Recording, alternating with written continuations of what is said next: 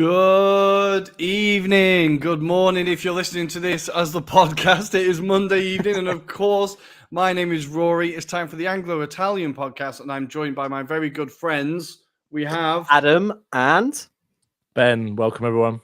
Hey, all right, boys, how are we doing? I'm going to start with you, Ben. How are we doing? Good weekend? Pretty good weekend. All right. Good week. Yeah, good weekend. I was obviously in Manchester for the football, for the game yesterday, United Spurs. It was good.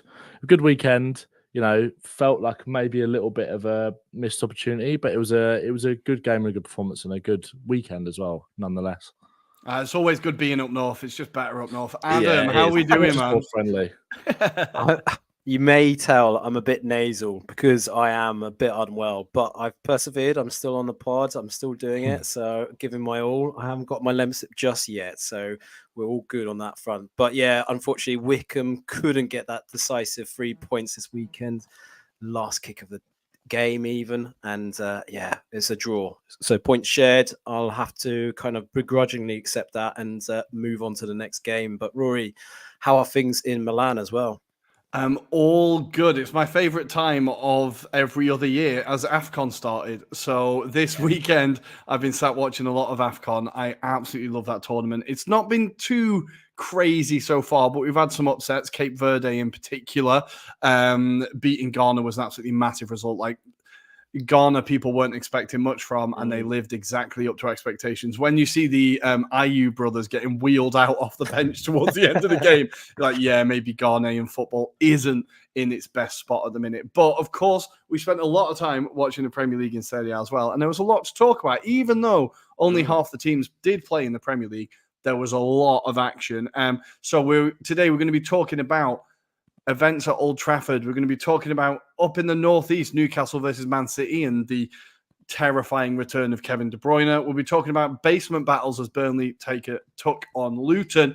And in Serie A, of course, Inter impressed again. Milan kept Pioli in a job for one more week, and Napoli rescued it at the death. So lots to talk about. But let's start in the Premier League.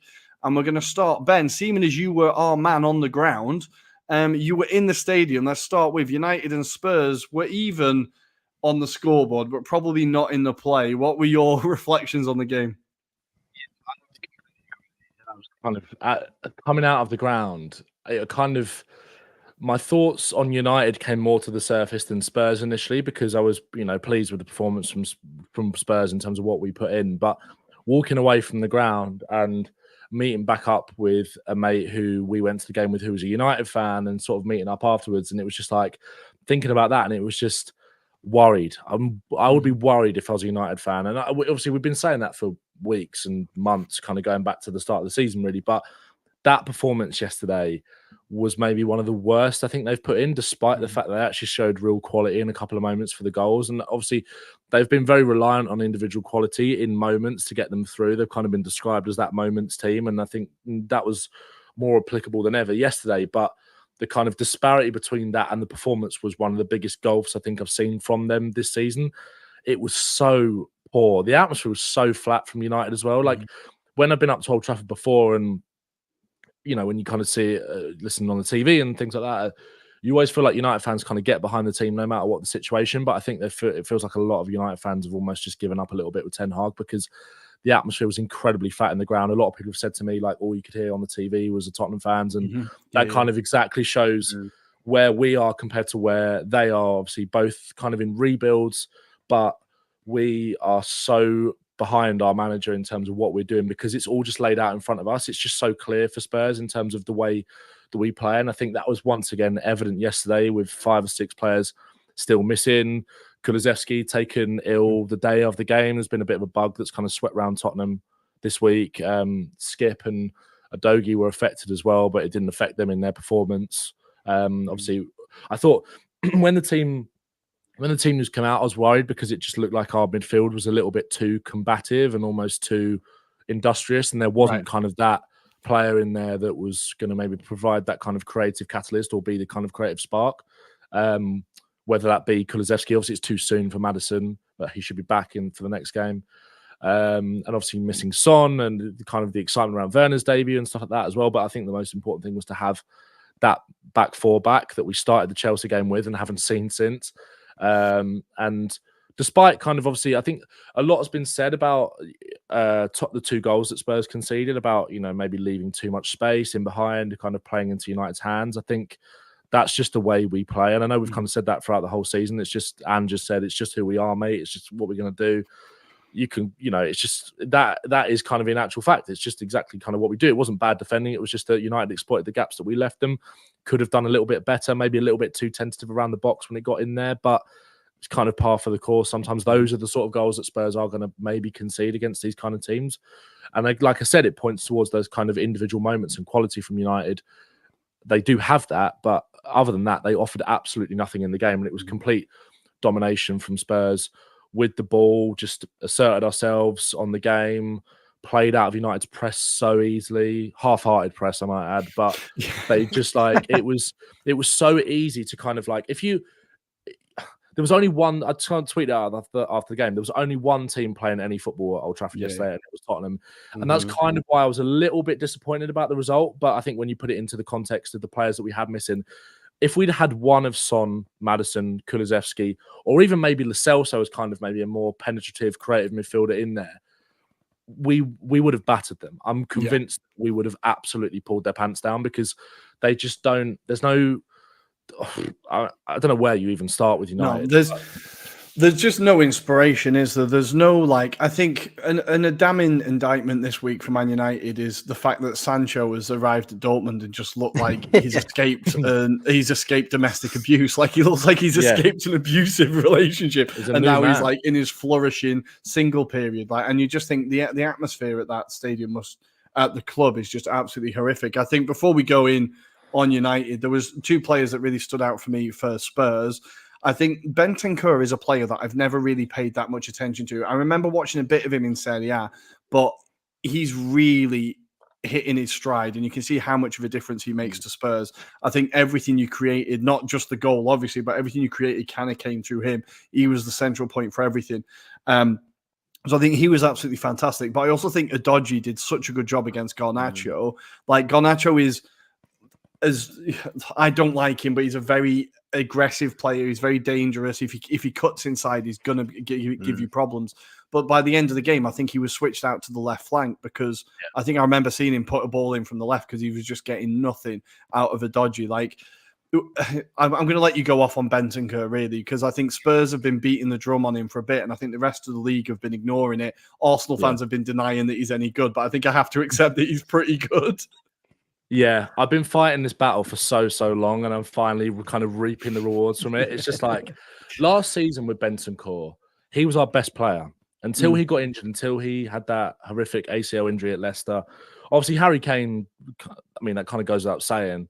He's kind of by default Spurs' best player. But Bentancur last season, up until that injury, got us out of so many situations, whether it was through goals. He popped up with so many little last-minute winners here and there as well. Like, he's just...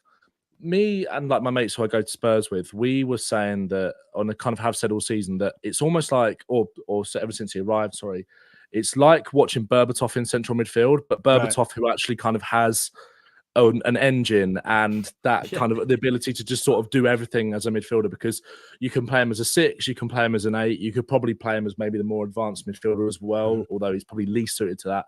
And that's why when Basuma went away to AFCON, I wasn't too worried, because I do think Bentancur, when he's fully up to it, can be that combative midfielder that's going to win the ball back. He's not, he's not a big tackler. He's not going to fly into challenges.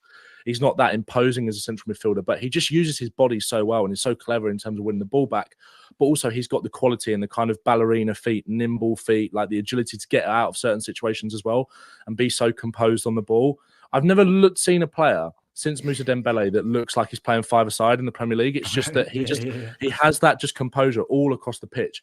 And I was so pleased for him when he got his goal yesterday. Again, United, I don't know what it is with not being able to track runners into the box, but that was just absolutely criminal. It was an amazing pass from Romero out from the back to kind of just completely take out their forward line and midfield as well. And obviously the work was done from Skip and Werner, but Bentancur can be that just sort of box-to-box midfielder, arriving late, and the composure that he showed in the box. I know Onana didn't cover himself in glory, but it just made it seem like he had so much time and just rifled it into the net. But he was absolutely brilliant yesterday. I thought all of Spurs' midfield was great. I was a bit worried before the game, but I thought Skip did really well. I thought Højbjerg it was almost like he's playing for a move.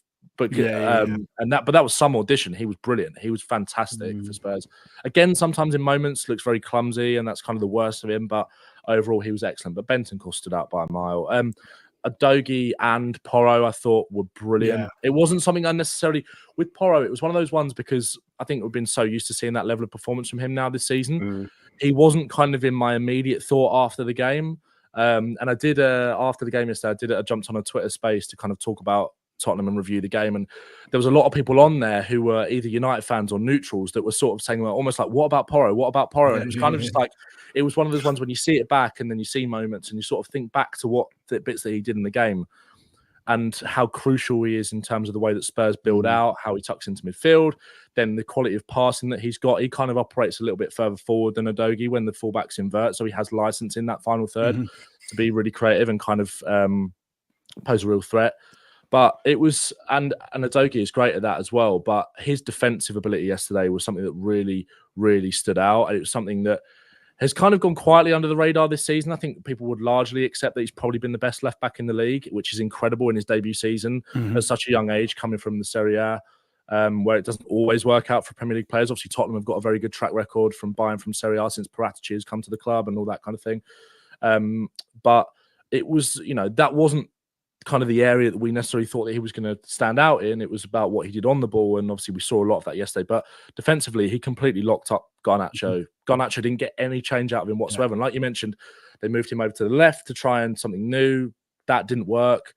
He didn't get any change out of Porro either on that side. And I think, again, like, jumping back to Porro just quickly, people, like I said, people talk a lot about his defending. Obviously, he left space in behind, but Rashford, I think he got past him twice. He ran at him quite a bit in the first half. It was probably the most direct we've seen Rashford. But in the second half, he got absolutely nothing out of him. Again, a brilliant performance from both fullbacks. But yeah, I'd agree with you. I think those were the two players that probably stood out. I think Richarlison certainly deserves a mention as well. I thought he was excellent. He was superb. Like, he took his goal really well. He deserved that goal. I think the way that he's kind of come back and responded to, he's obviously been very open about his struggles with mental health and kind of getting that off of his chest. And obviously he had the surgery that's kind of been holding back for a while. And he looks like such a freer player now. He's so important to what to the way yesterday he just posed like a proper kind of target man threat, but also just a presence and an outball for Spurs. His link-up play was very, very good. The way he wins the ball back as well. There were so many times where it's not just yesterday, but in recent weeks. But as an example, yesterday, a United player was caught on the ball in midfield, and it's him that's kind of running back from the central striker position to come back and almost pick the pocket of the defender or central midfielder to then set Spurs on attacks. His work rate has never been questioned once by any fan of Spurs. It's just been that ability in front of goal, but he seems to have just put all of that behind him now, and he's just had a very quietly almost an excellent season, and I hopefully more to come in the second half of the season. But yeah, I could talk about Bentancur all day. So, I'm just like, I'm gonna have to stop you there. I apologize. But no, I think Richarlison getting 6 goals in 6 now is absolutely mental. And a confident Richarlison is always a great player. It'll be good to see if he can keep it consistent. Because he can be a bit streaky. It'll be interesting to see if he can keep it consistent. But encouraging signs from him. Adam, for Manchester United. Sorry. Before the game, everyone was talking about they've got the 20th worst, the bottom conversion rate in terms of chances in the Premier League, right? Well, yesterday they converted the 2 chances that they created from what they did. Yeah. So there's the one silver lining for Manchester United, that their conversion rate has gone up. The one player that impressed me, I think I said it in my match review, was Dalot. I think he's the only player that I thought he's playing very well, and he's quite unsung at United, I think. Were there any positive signs for United out of that performance, do you think? And is this just, I'm sick of talking about Ten Hag, but is this just more contrast when you look at Big Ange and Ten Hag? Is this just another contrast for Ten Hag? There is an element that this is going to be a bit of contrast game in that respect, because Tottenham is on a different trajectory to Man United in that respect. I felt, even though we're going to slate United, I felt that was one of their more positive performances, and it felt like it was more built on vibes. Like, it seemed to be like there was a bit more of a positive atmosphere. And, you know, normally when they go like a goal behind, for example, then it becomes a bit more of a dour atmosphere. And I know Ben's alluded to the fact that the atmosphere was non-existent. I heard it on TV. It wasn't really there, to be fair. But it didn't feel like there was any kind of massive pressure on them from the fans from that perspective. And I don't know if that was because of the Jim Radcliffe element, you know, being there alongside Fergie, watching this game as well.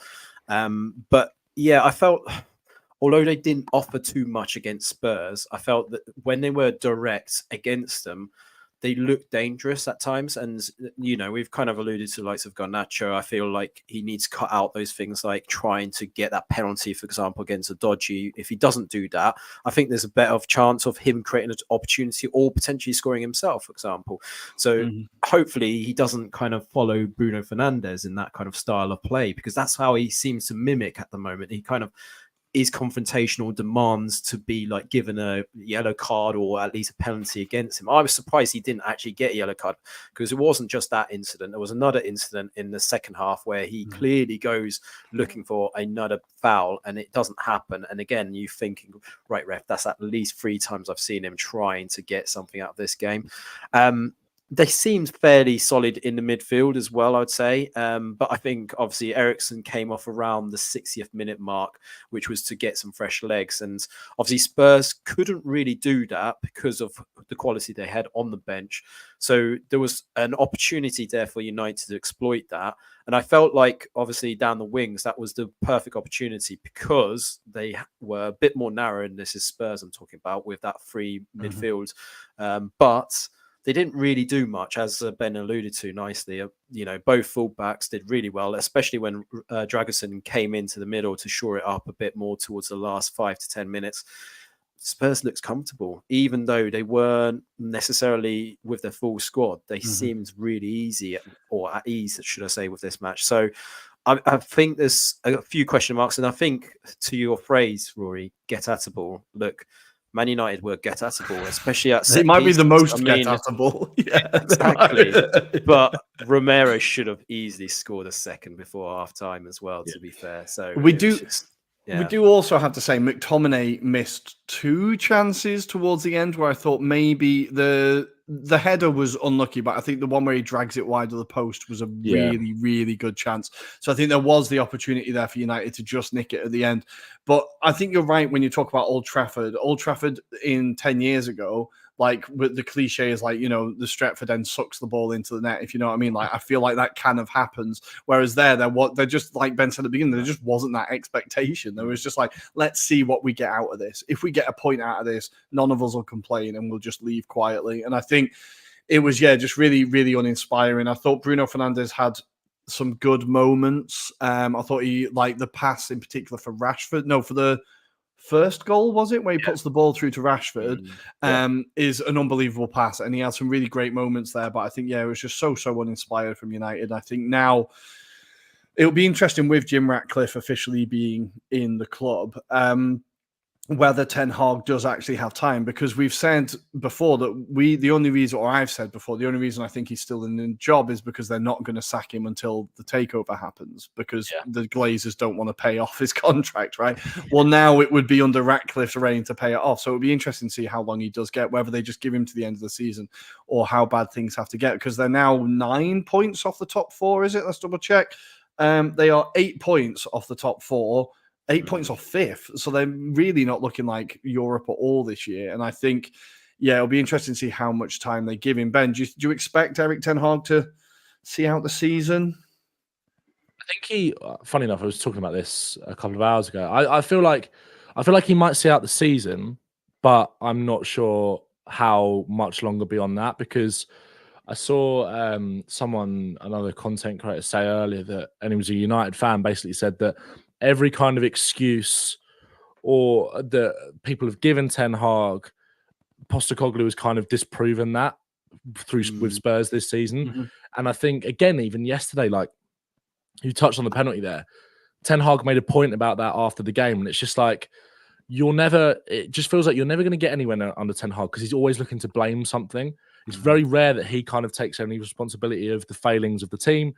you're kind of constantly looking for excuses in terms of, well, we should have had this really soft penalty, or this didn't quite go away, or this and that and this and that. You know, Postecoglou has hardly moaned about any injuries or anything like that this season, whereas Ten Hag kind of drops it in at every opportunity. And I just feel like at a club the stature of Manchester United, to kind of have that sort of mentality where you're always almost like creating this kind of self-victimization of one of the biggest institutions in kind of Premier League football or football history, it just feels a little bit, it just feels a bit sad, and it feels very, very flat at United at the moment. Like I said, the atmosphere yesterday was, I wouldn't say turgid, but it was just very flat. Again, like, for want of a better word, it was just that. And I think people, it's almost just like United fans have kind of accepted that this is another one of those kind of rebuild situations that hasn't really worked for them, despite the fact that I think it's probably shown the most promise out of all of them, maybe in its first season. It's just not going to work out. I just don't think, I don't think he's got, there was an interesting graphic of comparing Tottenham's passing network map to United's passing network map from the game yesterday. And it was just like both teams, you can clearly see exactly the way they're trying to play.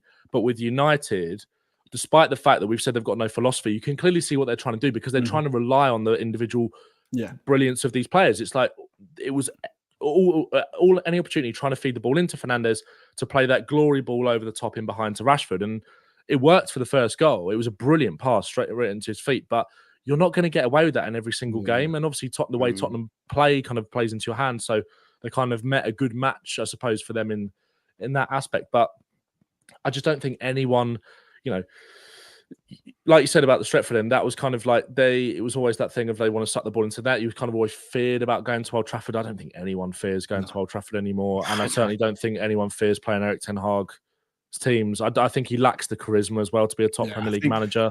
Yeah, he doesn't have that force of personality, does he? He doesn't seem to have that kind of, I don't know. We've talked about him before. It always looks like things happen to him, and he just has no control to stop it from happening to him. And it just feels like he's just stood there waiting for it. But we're going to leave that game there. I think, dropped points for Spurs. Unfortunately for you, dropped points for Spurs. I was delighted with the draw, I'll be honest. But let's move on to the next one, and we'll go for the Oil Classico as Kevin De Bruyne returns, and all of a sudden the fun is over, Adam. Fun's over. That's it. We can all go home. Kevin De Bruyne is just going to win the Premier League on his own. I did say this. I said this on Thursday, didn't I? I said he's going to come back and he's going to push them up. And I mean, look, he even talks about how he knew Fabian Schär was going to be making himself big for that very moment, and he knew where to place it.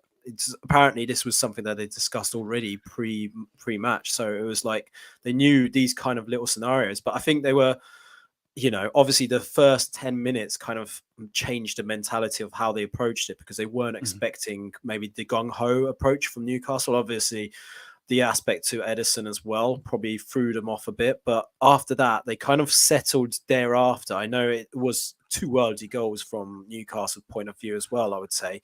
And they did the typical Newcastle thing, didn't they, really, where they just went at them, didn't give them enough time to really settle in. I think the problem we've got is that they seem to tire out after around 50 to 60 minutes of doing that constantly. And they've done this before. Like, I think the signs were very obvious in that Milan match in the Champions League, where they kind of did very much the same approach. And it doesn't feel like Howe's kind of refined how they go about that process. And it's good to have this intensity, but go on.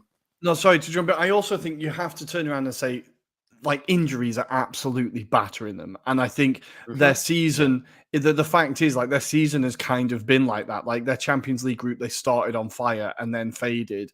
Like, most games, they start on fire and then fade because they've just got no depth. Like, the players just get knackered and they're having to start the same 11 each time. Like, do you think that's basically not only how, but that's how Man City got back into this game, right? Or it definitely helped?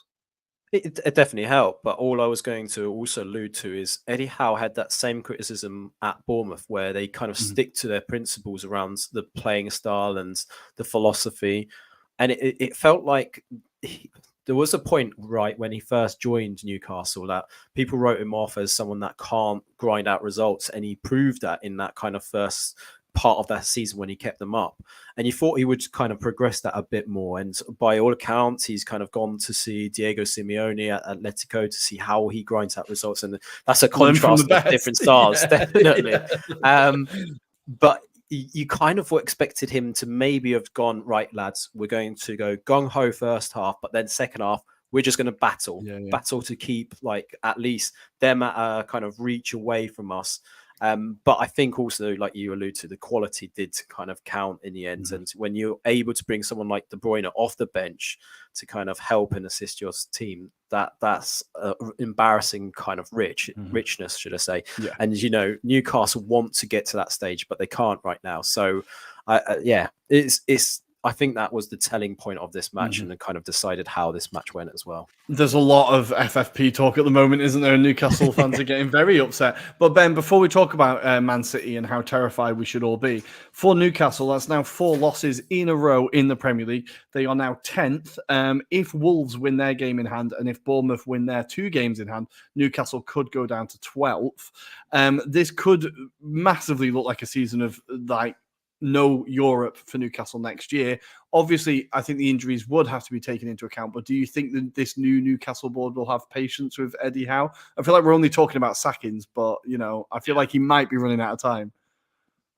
It's tricky. I think he's got more time than Ten Hag, but I think it's because of the credit in the bank and what he has actually done.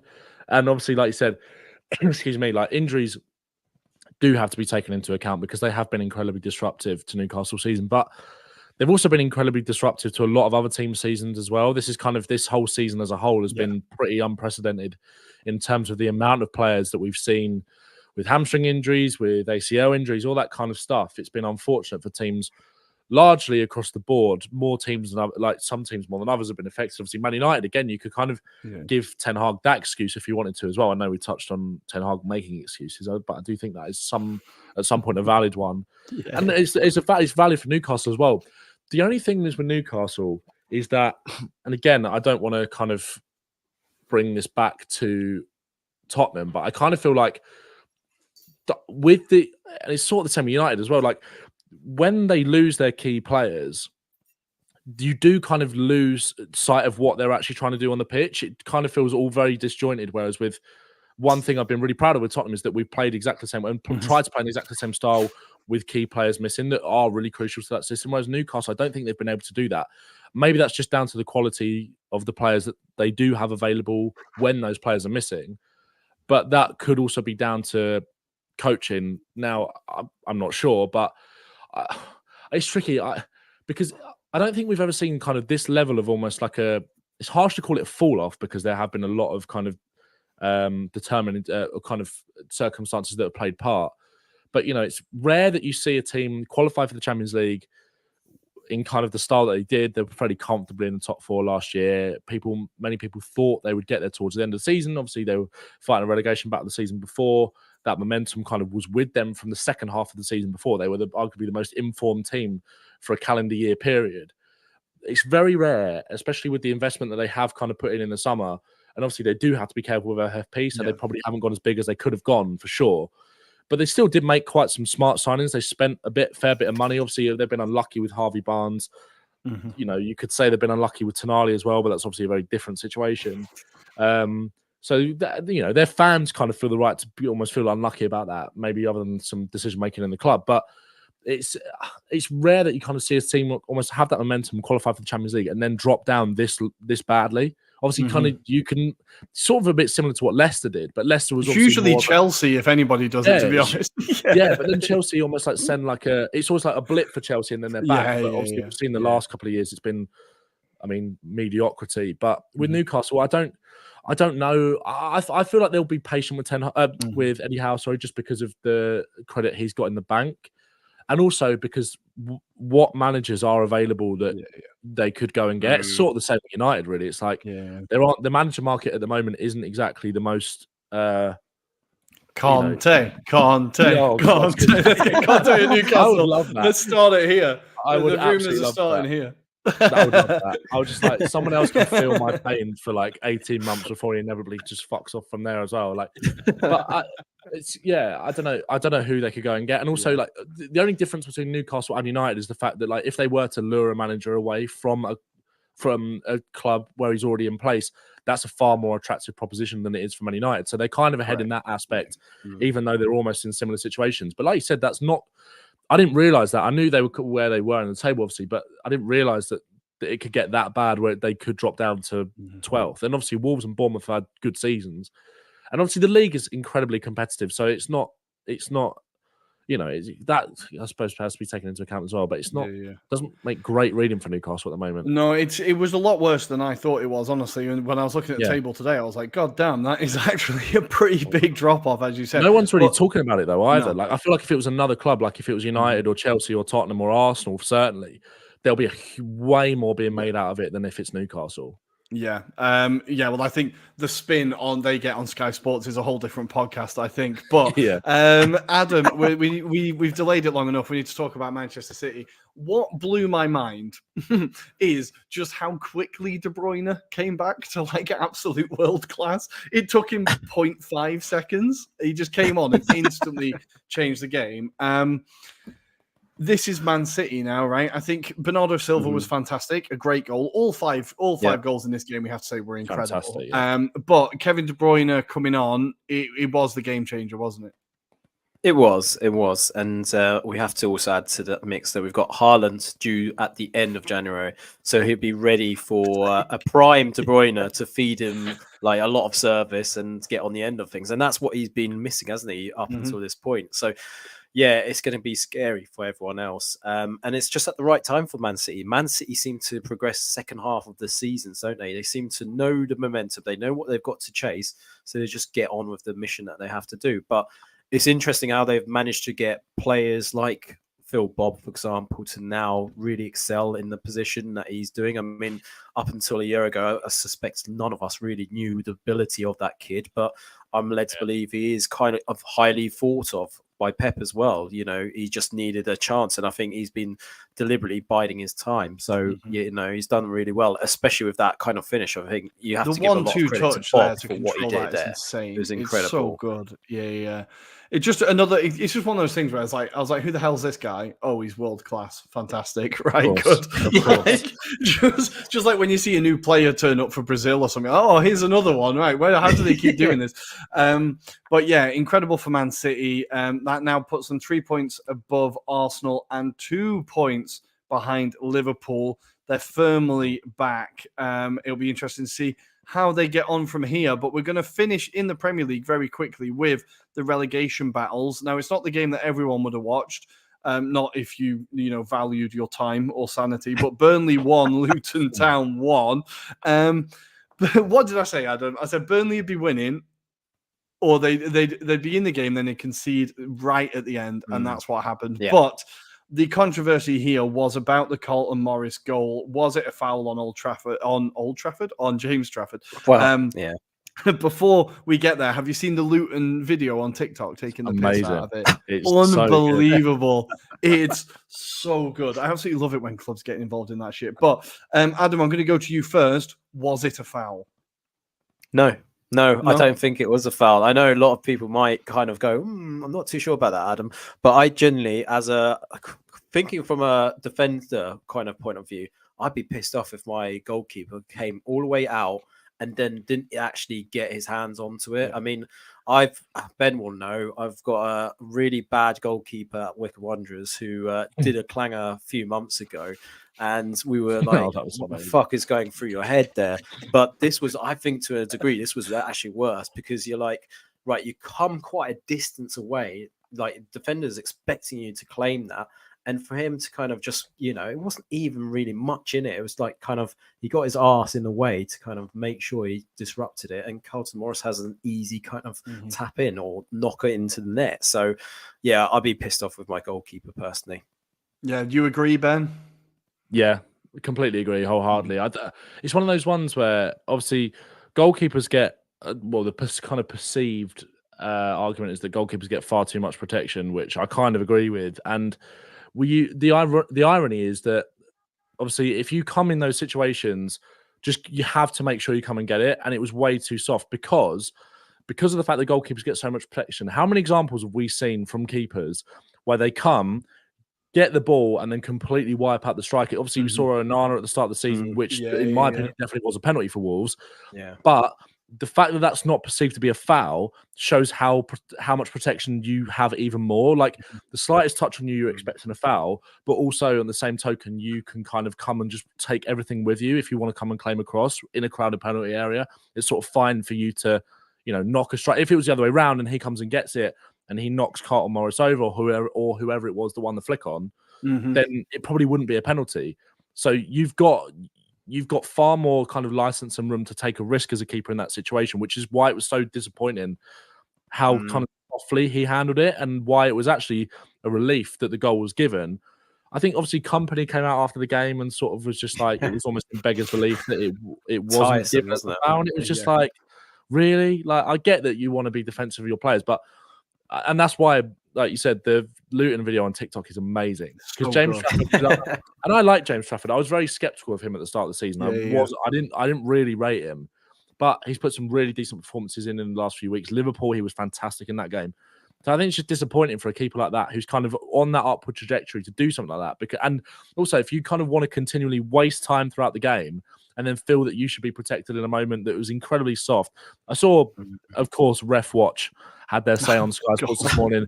Dermot Gallagher thought it was a foul, apparently, which was just like, of course he does, of course he does. Which is ironic because he usually goes with everything the referee says, but this time it wasn't the case. It was just like, what are you talking about? But no, definitely not a foul for me. Just be stronger, do better. No, exactly. I think your goalkeeper has to be stronger there. And I know it's not an excuse, but what you expect from Luton is physicality at set pieces. Yeah. And if you're not prepared to deal with that physicality, then you've not prepared properly, because that's how they got 3 goals against Arsenal or whatever it was. It was just we couldn't deal with their physicality. So I think it's really, really poor from Burnley and from Trafford. I kind of held it against him that Thogden is obsessed with him, but he is actually a very good goalkeeper. Yeah, I think that's where my bias came from as well. It's not fair on him, is it really? But I did hold it against him. Elsewhere in the Premier League, very quickly, Unai Emery got his first ever 0-0 in Premier League. History. Unfortunately, it was on TV. They should have avoided that one. And Chelsea beat Fulham. This was your bloody chance. Chelsea beat Fulham 1-0. Some fantastic, beautiful play from Cole Palmer before the penalty was won. He really is the one bright spark in their season, isn't he? He is a fantastic player. But we're going to move on from the Premier League there, and we're going to go to Serie A. And there's only one place to start. They are leading the table, and they're putting on a show. It is Inter Milan. They head towards Monza, a tough place to go. There was a great video. I was trying to share it on Instagram. All the Inter Ultras took their mopeds and flares to Monza because it's only about a half an hour drive, and they were all running up the motorway. It looked incredible, and their players treated them to a show as they put 5 past Monza. Adam, your favourite goal? I think the Thuram to Mkhitaryan is my favourite. Yeah, so you took Çalhanoğlu, where Çalhanoğlu, yes. The Mkhitaryan's running to it, and then Thuram superbly almost does that Guti-esque kind of assist, doesn't he? Because it's right behind him, kind of plays it into the path of Çalhanoğlu, who just blasts it past the goalkeeper. What a game. It was just all about clinical edge from Inter, and I think the goal margin slightly flattered them. I'm not too sure if the Fratesi penalty is necessarily a penalty. Yeah. But equally, the Monza penalty that Danny Motta goes down for isn't really a penalty either. So it kind of equals itself out. But I think it was interesting to see, I think the Costa Curta kind of quotes in the week where he kind of instigated that Çalhanoğlu is probably one of the best players in Europe in terms of in his position, and it really pissed off the Milan faithful. Can you imagine? A legend of Milan rating an Inter player. That's just a no-no, right? And not just any Inter player, Çalhanoğlu. A player that really crossed the cities. Yeah, exactly. Incredible. But I had to pull this stat out, Rory. So Thuram has contributed 18 goals in 20 games in all competitions. In total, 20 in 27 games. And Lautaro has 18 Serie A goals and rocks up with 2 assists for the club so far. So brilliant season for the two. And I think there could be an argument to say, are these two the most deadly duo in terms of a strike partnership? I mean, I'm struggling to think of a more modern kind of duo that has managed to strike up such a partnership together. I think we're probably having to look through the archives. I might be mistaken, but I mean, Ben's probably going to say Son and Kane, but I don't know. I was going to say I've got one. yeah.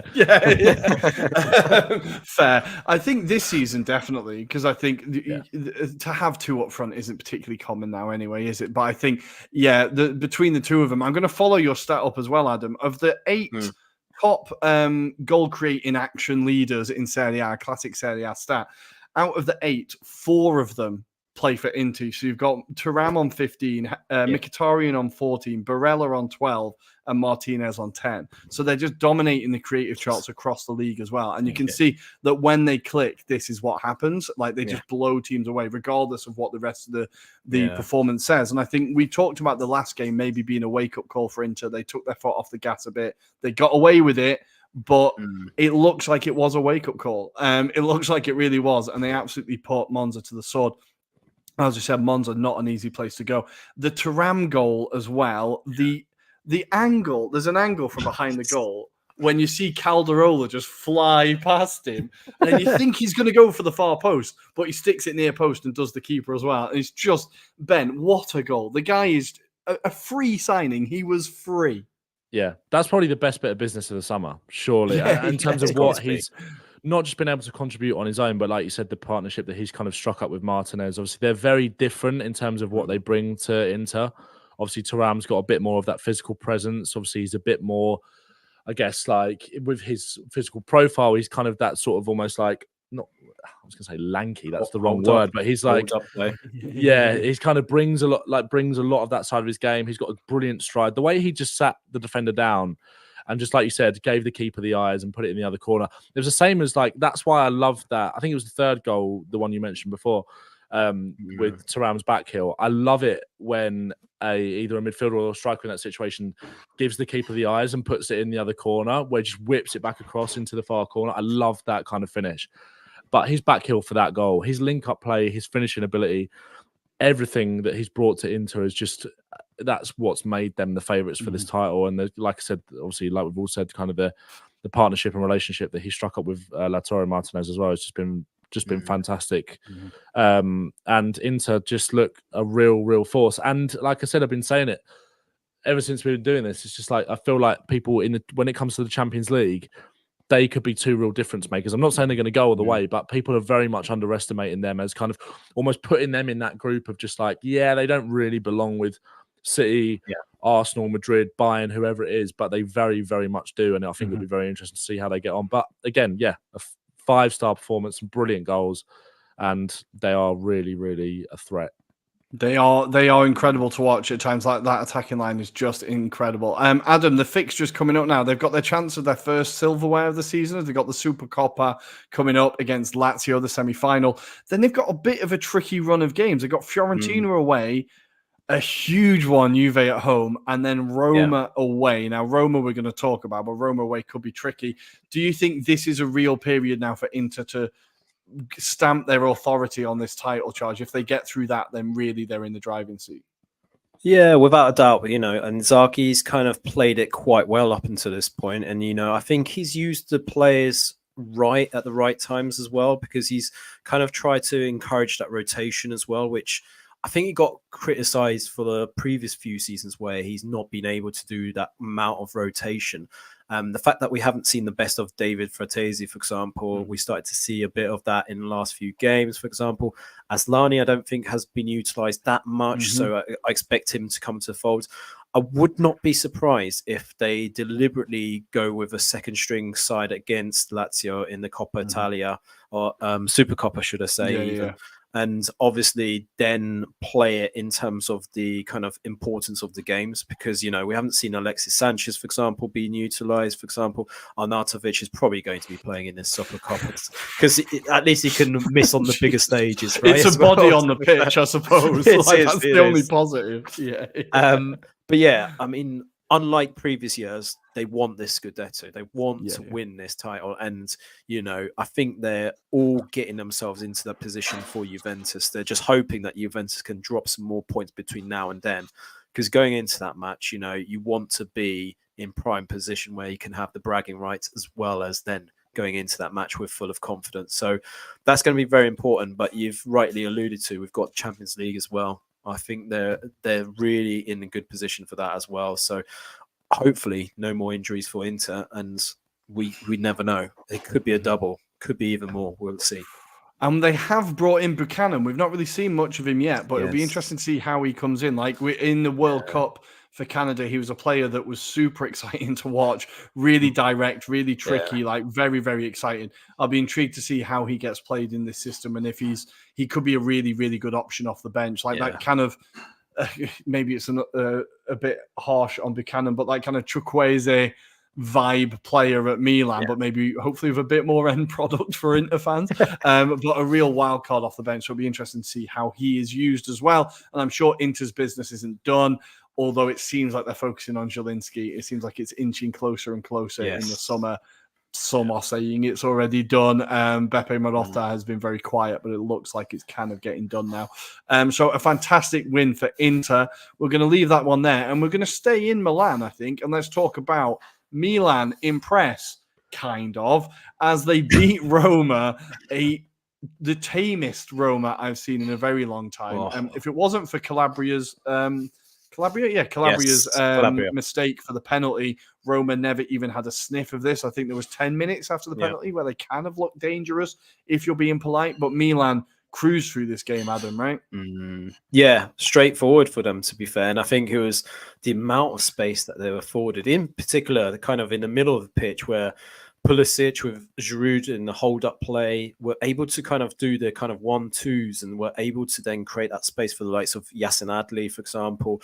And obviously with Leao permanently fixed on that kind of left-hand side, it just created havoc for Roma. I mean, in the first 10 minutes, you could see what the game plan was, which was get as many people behind the ball and just make sure you didn't give them much of an opportunity. But after about 5 minutes, they were kind of being pulled apart. And it was just like, at some points, you had really narrow midfielders like Brian Costante, who were further up the pitch. And then the ball is in their half, you know, they're in their final third. So Roma really struggled to get to grips with whatever the plan they had, because you could see Mourinho, he was getting grey and greyer by the minute, as you could see in the stands. But it was just a terrible performance. Lukaku could not get himself into the game. And when he did have like shots, he really skewed them or just had no control over the ball at times. And it was just typical Lukaku. Lukaku just cannot seem to get anything right. It was an interesting kind of lineup as well. El Shaarawy beside him as well. I don't really rate El Shaarawy. I think his days have gone. But yeah, it's interesting the talks after this match, obviously, about Mourinho, whether he's going to be there or not. It's fascinating to see this because obviously he's coming to the end of his contract. So his 3 years are up now. So whether he gets an extension is another question. But for Milan, very positive performance. It puts them into the shot of being at least chasing the likes of Juventus and Inter right now. Obviously, there's still some distance away in terms of that points tally. But I suppose they can grasp on the fact that Juventus are within touching distance if they can get a few results over them. So I suppose going into that Inter match, that's going to be quite key. They're obviously looking to have a bit more confidence as well. That's what I felt. But Pioli seems to be rotating players as well. So he seemingly understood that he needs to rotate his players. But there's that skepticism about his play. I think at times it looks like they're fortunate, but on this occasion, they weren't fortunate. They just were better than Roma. They had the quality on the pitch, and that really told. So, I mean, when you've got players like Teo that can blast it for that third one in particular, I mean, that was just an incredible hit. So, look, they've got the quality within that squad. They just now, the fact that they're not in the Champions League, Rory, helps them out, I think, potentially.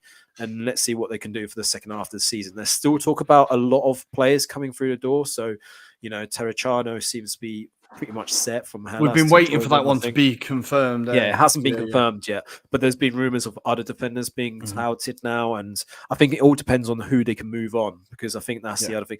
I know I always talk about him, but Reinders really pisses me off. He's Well, just Adam, does not I belong wanted there. to say to you, he's second in the chances created in the league. Is How? Reinders. How? He's third. He's 13. 13 chances created. He's third behind Thuram and Mkhitaryan. I think, honestly, when he's good, and when he's bad, he's just really anonymous. It's terrible. But I think I've seen him on a few games where I think, he's all right. But I want to beat the drum for Yassin Adli. Yes. I think he's played guy. very well since he's come in for Milan. And all I can read is stories of him being sold. Milan can't wait to get him out the door. Yeah. They're desperate to get rid of him. And I'm thinking, you're going to regret selling this guy. I think whoever you sell him to next, 100%. he's going to be very good for. I think, like, in it, not only the goal this game, but there's been a few occasions and a few games I've seen him where his ability, like, to dribble and keep the ball, retain possession, find a pass, he runs forever. I think, like, he's an all-round very good midfielder. It's his intelligence. That's why there was comparisons about him being like a Zidane-esque player, because at a young age he could do that. And you saw that for the first goal. Look, there's mindful of like loads of players in front of him, but he still manages to craft the ball past the goalkeeper, past these bodies that are lunging in to stop the ball going through. He's such a technically gifted player that he just needs game time. And that's the frustrating bit with Pioli. I can't believe he's being kind of not used sparingly. I mean, he needs to be played a lot more. And yeah, like you say, I'm much on your kind of bandwagon. He needs to be playing a lot more often for Milan. I'm sure Milan fans are shouting the same, to be fair, Rory. Like, and I know the club's like in desperate need of money, like most clubs are now, and they're looking at who's a sellable asset and who's a realistic sellable asset. Maybe he's one of them. I think players like Teo are never going to leave. Really, clubs would have come in before him if he was even slightly available, I think. So yeah, maybe he's one of the few that's not actually a sellable asset. But the other moment that really stood out here, and Ben, I don't know if you saw it, was Yunus Musa turning into Teo Hernandez, really, just running around everyone, bounces it off the bar. If that had gone in, it would have been the greatest goals of the season. Unbelievable moment. But he's a player as well who I think has really stood out for Milan. But they're also bringing in a lot of young players, which is good. There's a lot of young players coming off. Jimenez and Zaroli both coming off the bench here. So encouraging signs for Milan. But Ben, I'm going to go to you. Roma, Lukaku, uninspiring. When he's bad, he's very, very bad. Yeah, exactly. I don't think I've ever known a striker to offer so much yet so little in terms of what he can bring. Like the disparity between what he can do and what he can't do is just like, it's never been bigger now. Like he's kind of a bit of, obviously we talk about United earlier, he's kind of indicative of what they are and what they were when he was there, kind of a moment player. And when he's great, he's red hot, but when he's poor, it's like playing with 10 men. Yeah. And he's kind of, I don't think there's maybe more of a player that sort of sums up the mess maybe Roma are in at the moment than him. Obviously, you talked about El Shaarawy, he's kind of coming to the end really of his kind of time at the top. They've still got some decent players there, but like you think of the likes of maybe like Spinazzola, Paredes as well, like how long will they actually kind of stick around at Roma if this kind of situation under Jose just continues to be just an absolute mess? But Lukaku's just like, it's just like I said, it's just sometimes it's like playing with 10 men. He would drive me insane if that was my team. Yesterday, it was how he was constantly caught offside. He's just not got that issue. He's just that extra yard of just keeping yourself onside, just pulling yourself back on and not just putting in that little bit more, mate. And and then when he was offside, there was that chance towards the end where he's offside. He turns around, it's 1-on-1, and he just absolutely roofs it, just straight over like third tier of San Siro. And you think, you just are not interested, are you, mate? You've got no interest here, and you're just literally just taking up space. I thought it was a really, really frustrating performance from him. It's funny you mentioned Spinazzola because it looks like Roma are trying to sell him now. I think that's probably because he's a youth product. I think for FFP, it would be really, really good to get him out the door. Obviously, and he's actually worth something as well. He is worth something. He does have his injury issues. Like he very rarely sees a whole season. But I think there's plenty of teams that could definitely remember him at the Euros. Oh my God. If you can get him back to that, then there's definitely a player there. But for Roma, it looks like the funny thing is that for once, or for a long time, or for what feels like in a long time, they've got ambitious owners. Like their owners are actually wanting to get them to Scudetto challenges and wanting to push that extra bit more. So I think that definitely spells the end for Mourinho, really, because they can see that he's taken them as far as he can. And he's not a manager who can do things on a shoestring, right? You need a manager who can do things on a shoestring, and that's definitely not him. So that should spell the end for Jose, and I think Roma fans won't be too upset about it. But it would be classic Jose to win the Europa League and earn another 2-year contract. I could definitely see it happening. Elsewhere in Serie A, let's go for Napoli. That was close. They really left it to the very end. It looked like Salernitana were going to get a result. Adam, you referenced it in our group chat. Candreva only scores bangers. I think that goal, for me, put him in the Quagliarella level of you just, in 10 years, you're going to sit down and watch his highlight reel and be like, let's just watch his goals. Every single one is a screamer. And do you know what? I think people will forget what a talent he's been as well. Like they will just forget that he is in Serie A playing for these shit teams like Salernitana and still doing it. So, I mean, he's had a really good career. Obviously, he's been at Inter Milan as well, to be fair. And yeah, it just amazes me the quality of the guy that he can still pull it, even at his latter ages as well. Like we're talking about a guy that's 37, 38 now. He's able to pull that off. It's just incredible. He's got such vision as well, because in this match, he threaded a few balls. If Salernitana had a finisher up top, it could be a different story. And do you know what? It's a typical story of Napoli, where they really did struggle. They really did struggle. If it wasn't for that penalty from Politano, it gives them a way back into the match. And, there was a lot made of Kvaratskhelia trying his best and is struggling in this game, and that's understandable. But it's all about how Napoli are playing at the moment. And, this monkey off their chest now is basically, look, they've been able to get a win. More importantly, they've been able to score, Rory, because in the last 5 games, they've not been able to score a single goal. So the fact that they've managed to squeeze this late winner from Rahmani as well, and that was fortuitous as well. It was so lucky.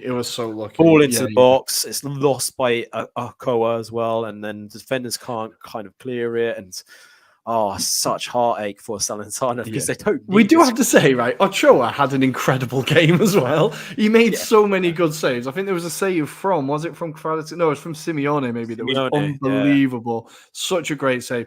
Simeone was diving all over the place. He was definitely his father's son. Like you can see a lot of that in his play.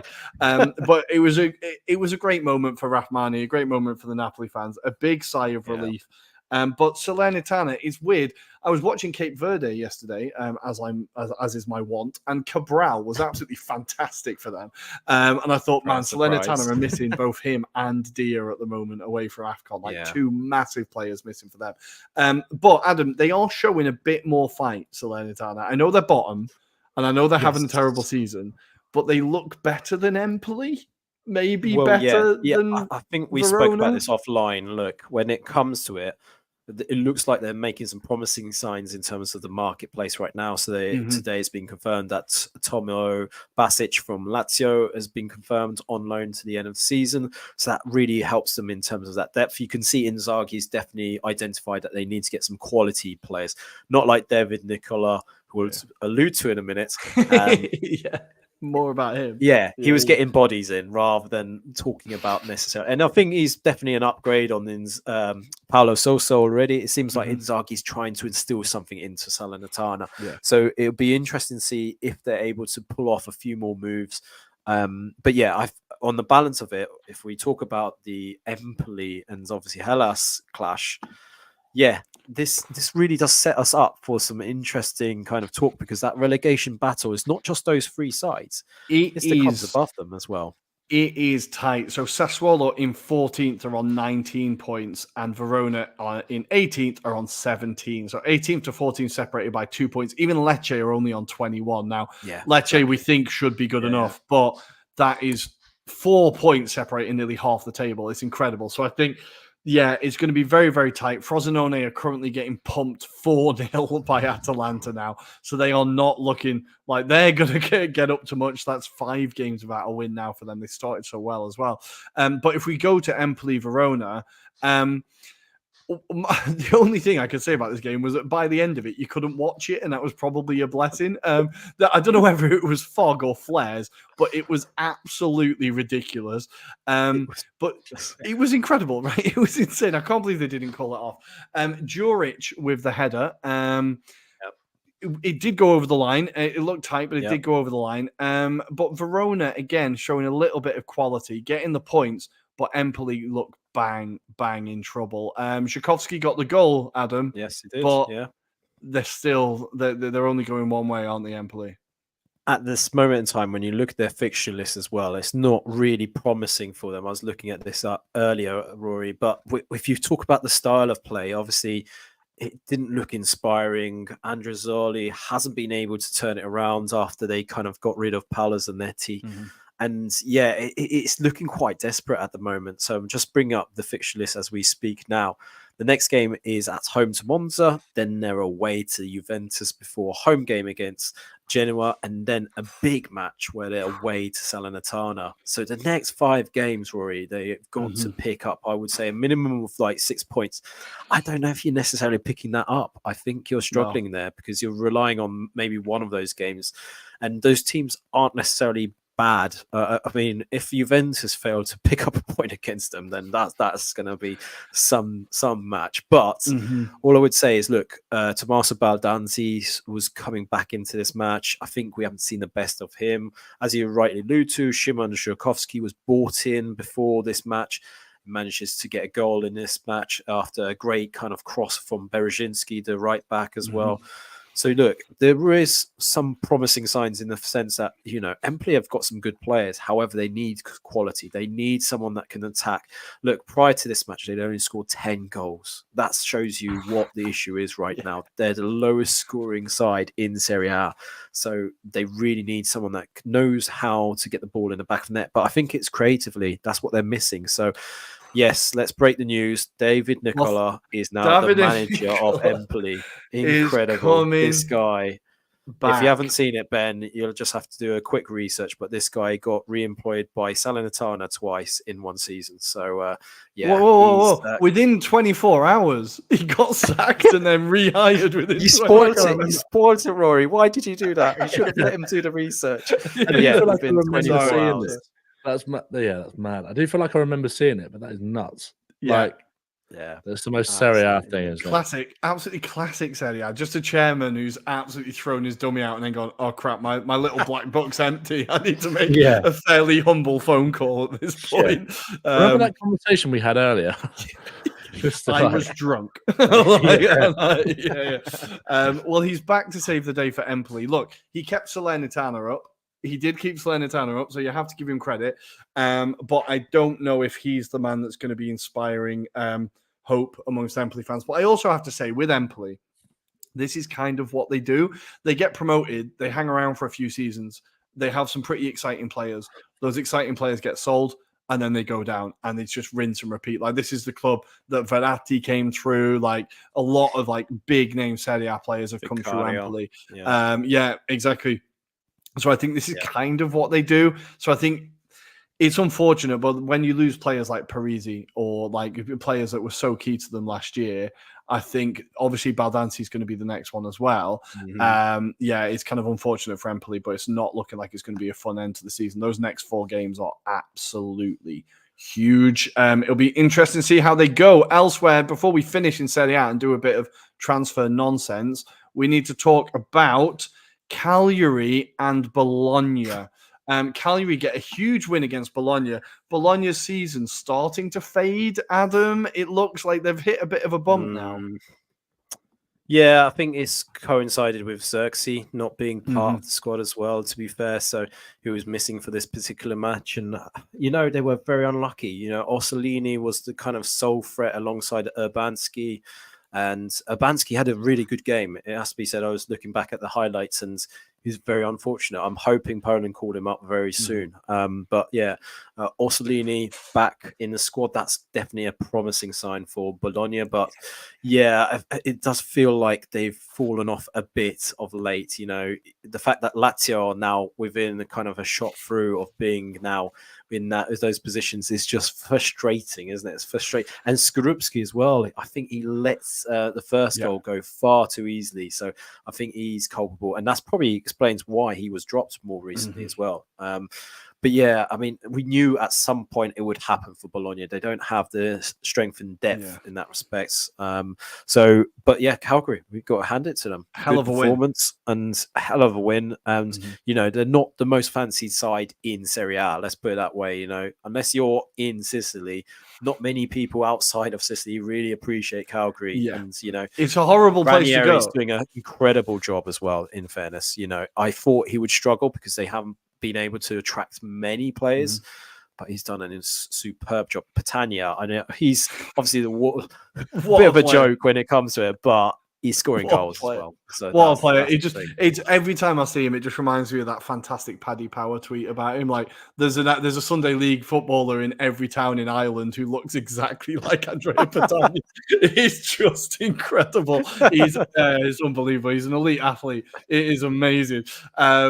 But yeah, Patania getting the goal and the Calafiori own goal. I'm very disappointed I bought Skorupski in my fantasy now because his season is really nosedive.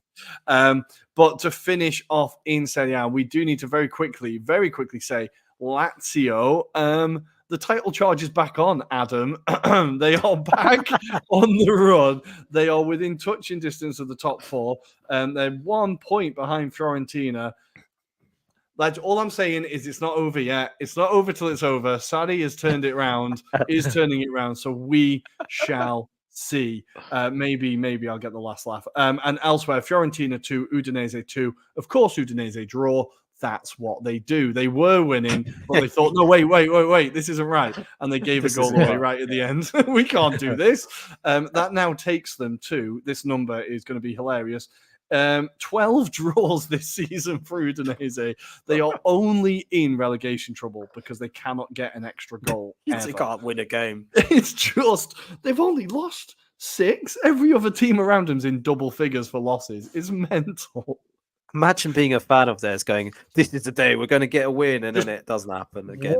More goal, boys, please. Just one more goal. Well, it wasn't to be. They did draw, and Nzola scored a penalty for Fiorentina. It felt like, when Arsenal gave Havertz that penalty out of pity, it felt like that with Nzola. It was like, oh, yeah, mate, just have one and see if it does anything, because he's really not done much this year. But let's do quickly, before we finish, a bit of transfer business. Adam, in Serie A, what have the stories been transfer-wise?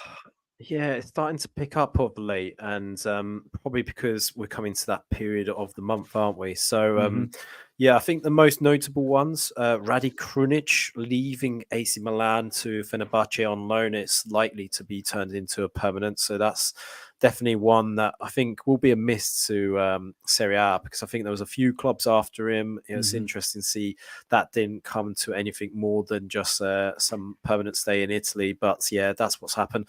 Marco Ferroni, we forgot to talk about Hellas Verona and their policy, but he's moved to Fiorentina on loan. So that's interesting move for both Fiorentina and Hellas. And that's not the only link, because Ngog, or Ngog, however way you pronounce it, Ciro Ngog from Hellas Verona, is linked with a move to Fiorentina. It's believed today that he is set to agree terms, so we should see that imminent. Interestingly, Barak has been linked with a move from Fiorentina to Napoli, but apparently that's been rebuffed by Fiorentina. But I suspect that's down to players, Rory. I think it's down to whether they can shift certain players or players coming in as well. So they were the main shouts. Obviously, we've got Giallo as well from Lille. is set to leave Lille for Juventus, and it's a question mark whether it'll be in this window or whether it'll be in the summer. So that's going to be a 3.6 million signing, which sounds really dirt cheap. Basically, the fact is, it's not a transfer, which I think Lille probably prefer if that's the case. But the other one that was confirmed today for Juventus and made me think, right, this is the Juventus of old in terms of their strategy. Felipe Anderson apparently has agreed a pre-contract agreement with Juventus. So that means it's a free transfer from Lazio to Juve. Apparently they offered him better wage. So that makes sense. I hope he likes death threats, because that's what he's going to get joining Juventus on a free. Jesus, and braver man and than me. playing left back for Allegri. Of course. Ben, I'm going to kind of put you on the spot, but with the Premier League, all the chat has been FFP chat. It looks like Everton and Forest are in trouble again. Why are the Premier League only picking on the lower league teams? It's a mystery. It's so bizarre, isn't it? Like, obviously, it's been a bit of a damning day for Everton and Forest reading this. There was a lot of talk about Wolves last week about they kind of could have potentially found themselves caught up in this, but I think they managed to get a few players out the door in the window that kind of made them all right. Everton, I just, again, like, it's sort of, obviously, I remember we talked about it at the time when Everton were first kind of charged, and it almost felt like you have to, there is a point where you kind of have to strip the whole City and Chelsea thing away from it, and you do kind of have to look at Everton and think how badly they've been mismanaged and run. And I have sort of caught a bit of a sense from some of the Everton fans that I sort of follow on Twitter and whatever, that this time around, it's almost like their frustration isn't necessarily as much at the Premier League in terms of like, why are you picking on them, not us? It's more about just like, how have we got in this situation? And Forest, I'm not sure, but it feels similar as well. But I think both teams have kind of got a right to feel a little bit like, well, what about, there's always going to be finger pointing in situations like these because you're dealing with so much money and obviously there's so much on the line. Because Everton, I mean, when they first got deducted 10 points, that was kind of just as they started their upward curve, and we all thought, oh, they'll be fine. They'll be all right. But if there's talk about a further 6-point deduction potentially. I was looking at the table last season and I was trying to sort of work out like where, if they finished almost where they're supposed to without the points deductions, totaling potentially 16, like could that see them go down? And if they sort of carry on the run that if you take the 10 points deduction away, if they sort of carry on what they've been doing and where they should technically be, they would finish about 11th or 12th. And 11th last season, I think, was Crystal Palace. And I think I looked at it and sort of, this isn't necessarily the best way to do it, but I was like, what if you took 16 points off of them last year? Where would that put them? And they would have gone down. So it just shows you that like this could really be damning forever, really be detrimental to their season, even if,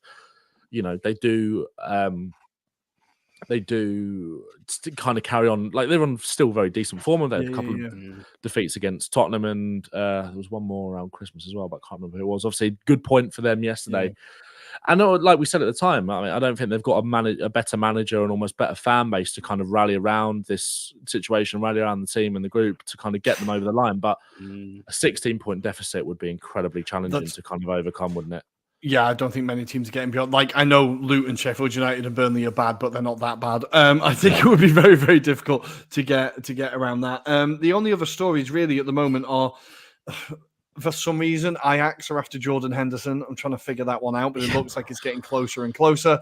And Phillips, the talk is increasing around Calvin Phillips at Man City. 4 Premier League clubs linked to him and Juventus. I would love to see him in Serie A. I really hope he gets the move and his career gets back on track. But do we know who the Premier League Spurs were linked to him, right? Spurs were one of them. Spurs were, but I think it's kind of one of our, fairly well reliable journalists has sort of put a bit of water on the flames on that today. Just that's nothing really happening there. It seems as if it's Palace, Newcastle. Who was the other 2 teams? There was 4 teams. I saw it today, and Juventus. It was Palace and Newcastle. Obviously, Newcastle's interest has kind of been long-standing. Palace were definitely one of the teams, and there was a couple of other teams sniffing around. Palace would be an interesting one. I would like to see Calvin Phillips at Palace. I think that would be quite good. Well, I think any of those moves. I actually think, in a funny way, I think Newcastle would be potentially the worst move for him out of those. I think go to like a Palace or go somewhere and kind of like become the main man, right? Become Exactly, their big man. Brighton, Yeah. Brighton, maybe. Brighton would be a good one. Even like Juventus, because it's like he might not go there, and he's obviously not going to go there and be that. But it's also like go out your comfort zone, go and try something new, all this kind of stuff. We've seen the benefits of English players going over to Serie A and to Germany. Obviously, like we mentioned at the top of the show, Jadon Sancho going back and almost looking like a new player straight away. So sometimes these like foreign experiences for players can be really, really good, especially for English players. But I mean, it's been pretty the whole. It's kind of just been Tottenham sort of doing business really in the transfer window. There's been nobody kind of else doing anything. I was just scrolling through the thing and I was like, nobody's signed anyone. What's going on? No. The only thing I saw was Burnley's terrible. The streak is over. Their announcement video for Fofana was just bizarre. I don't know if you saw it with the ET film. I feel like I think they became too self-aware and ruined it. That's the only thing I've really seen. But anyway, guys, I think if we're talking about Burnley release videos, we've definitely run out of things to say. So we are going to leave it there for now. I think. Thank you for joining us. As always, hit the like and subscribe button. You can find us on Twitter at Italian Anglo Pod, on Instagram and TikTok at Anglo-Italian Pod. We'll be back on Friday with a pod to talk about something. I think there's midweek action. AFCON. Watch AFCON. There is some Coppa Italia matches as well, I think, this week. So, yeah, check your football app of choice. Ben, where can people find you on social media? You can find me, Ben Talks Football, on TikTok and the same on Twitter as well, and popping up on various different Spurs kind of platforms and podcasts as well. So if you want to listen to me ramble about Tottenham, you know where to find me. Beautiful. Adam, anything to say before we send these lovely people home? Might be doing a live this week on TikTok, so just keep your eye on the socials. I will try and to give my Serie A expertise. So we'll be hopefully me and Andrea, Fiorentina fan, we'll be hopefully talking about some Serie A. So, if you fancy a bit more of a dose, join us there. Very nice. And I am going to be keeping you up to date with AFCON with daily videos, reviewing the action, talking about all the major talking points in the best continental competition in the world. God, I love AFCON. Yes, thank you for joining us, guys. Beautiful. We will see you on Friday. Ciao. Arrivederci. Ciao, ciao. Ciao.